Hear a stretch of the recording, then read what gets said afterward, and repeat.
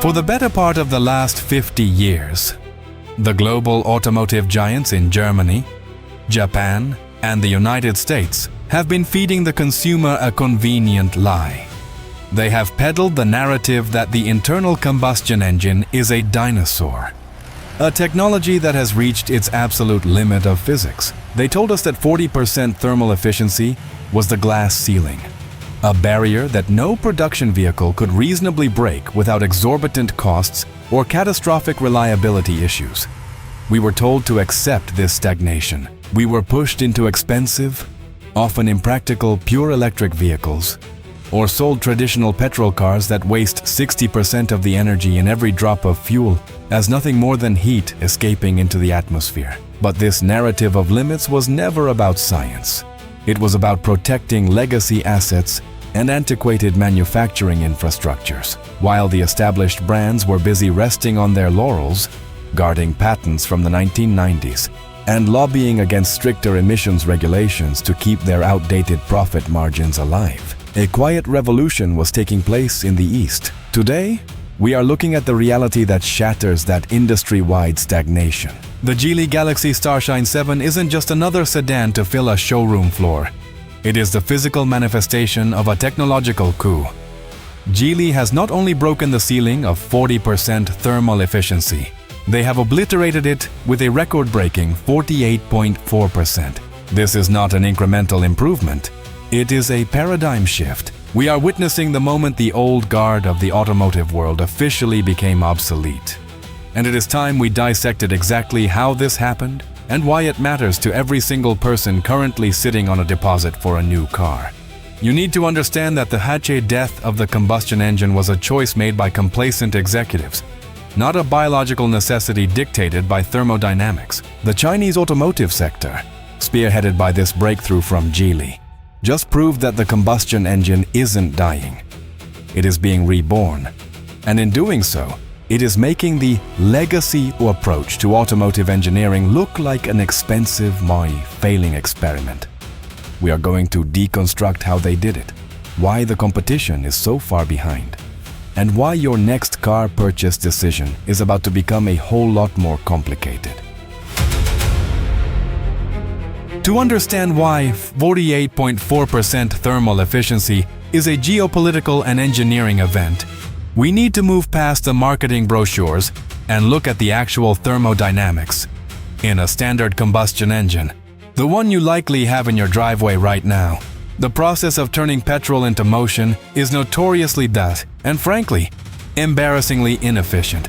Most of that energy is lost to friction, pumping losses, and, most importantly, heat. For decades, manufacturers played with turbocharging, direct injection, and variable valve timing to squeeze out an extra 0.5% of efficiency here and there. It was a game of diminishing returns that everyone accepted as the status quo. Geely's new Thor engine platform, powering the Starshine 7, does not play by those rules. By rethinking the combustion cycle from the ground up, they have minimized energy wastage to a degree previously thought impossible for mass production vehicles. We are talking about precision-engineered internal geometry that optimizes the air-fuel mixture to near-perfection coupled with a thermal management system that treats heat not as a byproduct to be discarded, but as an energy source to be recaptured. When you see that 48.4% figure, you need to understand that this represents the absolute bleeding edge of human mechanical engineering.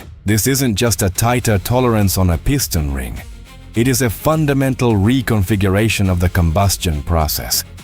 But the brilliance here is not just the engine, it is the total integration. This engine is designed to operate in a hybrid architecture where it spends almost its entire life cycle in the golden zone, the narrow RPM band where it is most efficient.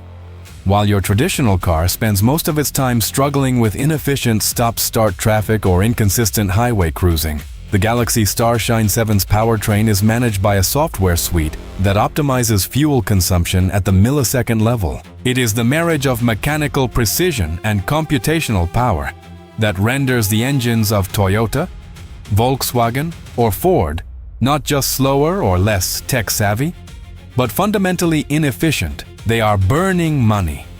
Geely is harvesting energy. We have to be clear here. The traditional automakers are fighting to save a business model built on selling fuel, while Geely is building a business model built on efficiency. The 48.4% figure isn't just a number. It's a direct insult to every engineer in Wolfsburg or Nagoya who said it couldn't be done. They didn't do it because they didn't have the will, or perhaps they were too busy protecting their own margins to invest in the future. They are playing a game of catch-up, while Geely has already finished the race. Now, we have to talk about the body that houses this revolution. A record-breaking engine is useless if it is trapped in a car that nobody wants to drive. The Geely Galaxy Starshine 7 is the answer to the boring hybrid critique.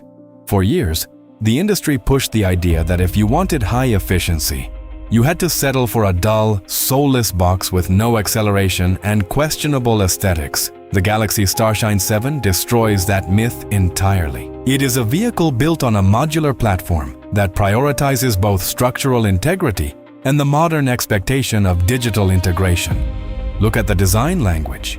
It is clean, purposeful, and aggressive in a way that feels intentional rather than performative. Inside, Geely has realized that the modern driver cares more about the software interface, the quality of materials, and the ergonomics of the cockpit than about outdated buttons and knobs. It is a tech-forward espace that feels like it belongs in the next decade, not the last one. But more importantly, the Starshine 7 proves that you do not need to choose between a premium ownership experience and the most advanced powertrain on the planet. This is where the traditional automakers are truly failing. They are bifurcating their lineups. You either buy their premium car, which is often a relic of their combustion past, or their EV, which is often a compromised, overpriced experiment. Geely is sidestepping that entire dilemma. They are putting their best, most cutting-edge engineering into a vehicle that is meant for the real world. The daily commute, the family road trip, the grocery run. They are not hiding the technology in a hyper-expensive halo car. They are making it the new standard. Think about the implications of that for a moment. You have a car that hits 48.4% efficiency, but it doesn't look like a science project. It doesn't require you to sacrifice the quality of your interior or the comfort of your suspension. It is a normal, high-performing, high-tech vehicle that just happens to be light years ahead of the competition. When you sit inside the Starshine 7, you are not sitting in an eco car. You are sitting in a luxury-grade cabin that happens to be powered by the most efficient machine ever mass-produced. That is the winning formula. It's a sedan that actually works for the modern family. Not an experiment you have to make excuses for at every dinner party.